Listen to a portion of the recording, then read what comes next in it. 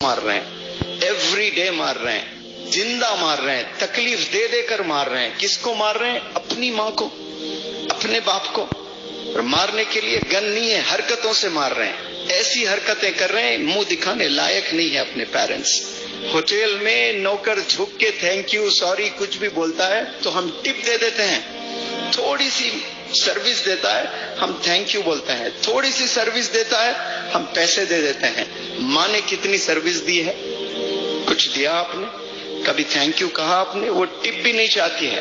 وہ چاہتی بھی تو آپ ہی کی کامیابی، آپ ہی کے اکامپلشمنٹس، آپ ہی کے اچیومنٹس، آپ ہی کو آنر ملے، آپ ہی کو ایوارڈز ملے. مرنے کے بعد کروڑوں روپے بنا لیں آپ لوگ، کروڑوں روپے بنا لیں، قسم خدا کے آپ کو مزہ نہیں آئے گا وہ کروڑوں روپے میں. آپ سوچتے رہیں گے کہ کاش ماں زندہ ہوتی، حج پر لے جاتا، کار پر بٹھاتا، پیرس لے جاتا، فلانے جگہ لے جاتا. لیکن ماں نہیں ہوتی ہے، باپ نہیں ہوتا ہے، پیسے پہ پیسہ ملتا ہے اس وقت میں. اب آپ کی ماں زندہ ہے، اب آپ کے باپ زندہ ہے، اب رسپیکٹ کریں.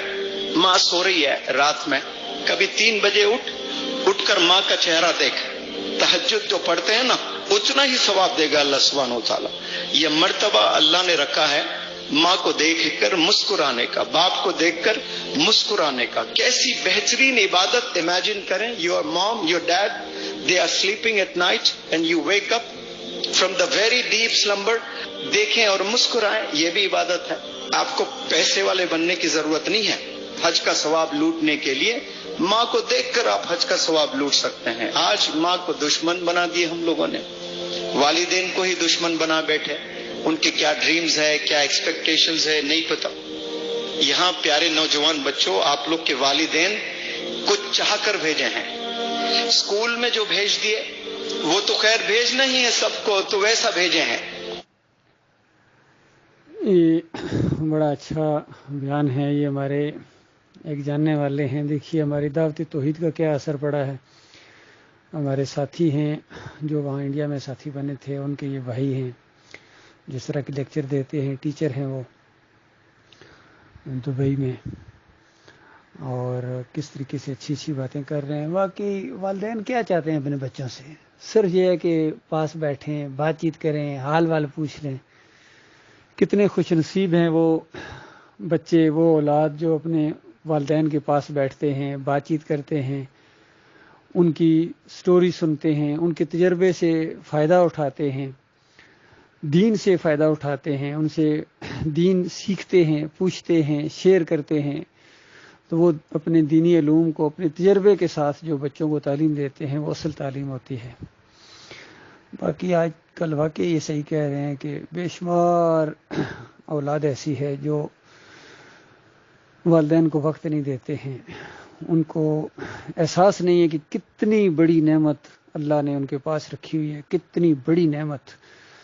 اور واقعی یہ صحیح کہا، بڑی بڑی تہجد گزاریوں سے، بڑی بڑی پیسہ خرچ کرنے میں، صدقہ خیرات کرنے میں، روزے رکھنے سے بھی میں سمجھتا ہوں زیادہ بہتر ہے کہ وہ اپنے والدین کی عزت کیا کریں، ان کے پاس بیٹھا کریں، ان کو احترام کی مسکراہٹ کے ساتھ ان کو دیکھیں، حال وال پوچھیں. یہ بہت بڑی نیکی ہے، بہت بڑی نیکی ہے یہ. اور یہ دین میں بے شمار راستے ہیں اللہ کی رضا کے.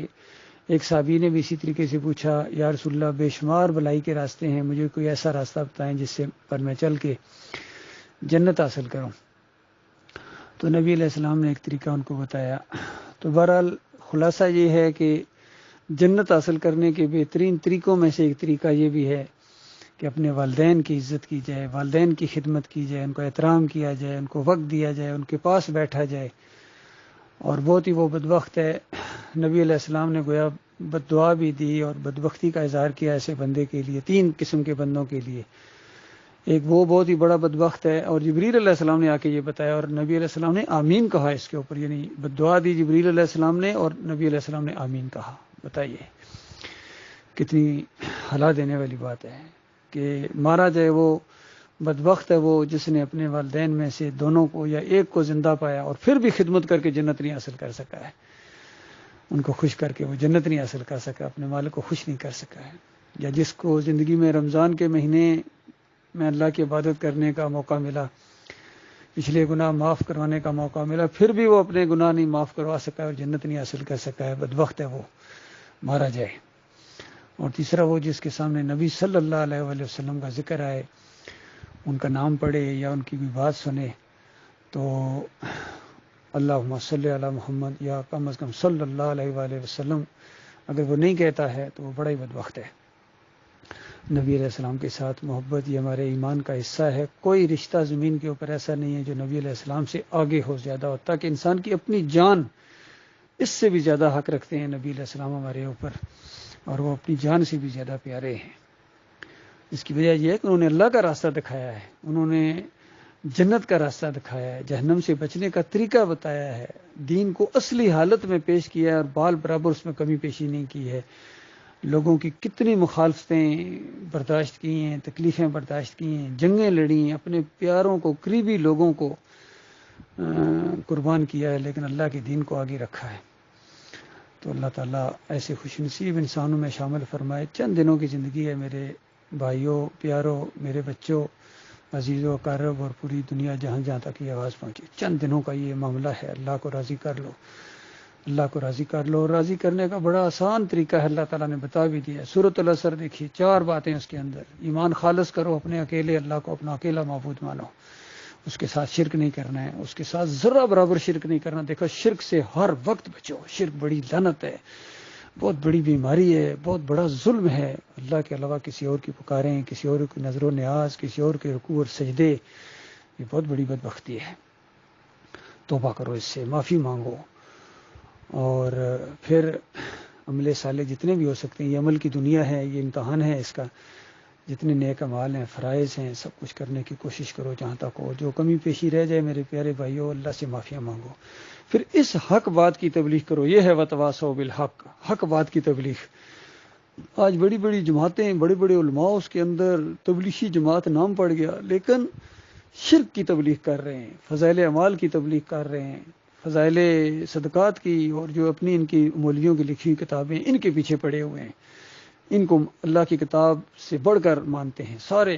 کوئی دعوت القرآن کو آگے لا رہا ہے، کوئی تفہیم القرآن کو آگے لا رہا ہے، اللہ کی کتاب کو سب نے پیچھے چھوڑ گیا۔ کوئی ابن کثیر کو آگے لا رہا ہے، کوئی بریلویت کو، کوئی دیوبندیت کو، کوئی اہل حدیثیت کو، کوئی اعلیٰ حضرت کو، کوئی ابو العلا کو پیش کر رہا ہے اللہ کے مقابلے میں۔ نہیں، یہ بات نہیں ہے۔ وتواصوا بالحق، حق بات کی تبلیغ کرو۔ حق ہے قرآن اور صحیح حدیث اور نبی علیہ السلام صحابہ کا طریقہ۔ یہ سیاسی لوگ بھی اپنے دنیاوی مفادات کی خاطر کہتے ہیں حق اور باطل کی جنگ ہے، اور حق اور باطل کی جنگ یہ نہیں ہے، ان کی آپس میں یہ باطل ٹکرا رہے ہیں، ان کی سیاسی مفادات ہیں، اقتدار کی جنگ ہے، جمہوریت کی جنگ ہے، ملک کی جنگ ہے، قوم کی جنگ ہے، یہ حق کی جنگ نہیں ہے۔ جو حق کو مانتے ہی نہیں، انہوں نے حق کی جنگ کیا لڑنی ہے؟ شرک ان کی رگوں کا خون ہے۔ تو میرے پیارے بھائیوں بہنوں، اس کو سمجھنے کی کوشش کرو، حق بات کی تبلیغ کرنی ہے، اور پھر اس راستے میں جم جاؤ۔ وتواصوا بالصبر، صبر کے ساتھ جم جاؤ، اپنے بھائیوں کو، اپنی بہنوں کو، اپنی جماعت کے لوگوں کو، مومنوں کو تسلیاں دیتے رہو۔ دیکھنا گھبرانا نہیں، یہ ہے صحیح معنوں میں گھبرانا نہیں ہے، اپنے مومنین کو کہا جائے۔ باقی یہ سیاسی لوگ دیکھیں کفر و شرک پھیلا رہے ہیں اور پھر کہتے ہیں گھبرانا نہیں ہے۔ دیکھو کیسا شیطان ہے۔ ابو جہل بھی اسی طرح اپنے ساتھیوں کو کہتا تھا گھبرانا نہیں ہے، کفر و شرک کے راستے پر تھے۔ اصل زیادہ حقدار ہم لوگ ہیں، مومن ہیں، جو ایک دوسرے کو کہیں گے بھائیوں بہنوں گھبرانا نہیں ہے۔ دیکھنا کتنے آئے ہیں گھبرا کے پیچھے ہٹ گئے، تم نے گھبرانا نہیں ہے، جم جانا ہے، زندگی کے آخری سانس تک اس ایمان عقیدے کو لے کے جانا، پھر دیکھنا کس طرح اللہ کی رحمتیں برسیں گی۔ اس موڑ کے آگے منزل ہے۔ اللہ تعالیٰ ہمارے ایمان کی حفاظت فرمائے، مالک ہمیں جم جانے کی توفیق عطا فرمائے، مخلص اور باصلاحیت ساتھی عطا فرمائے، آمین یا رب العالمین۔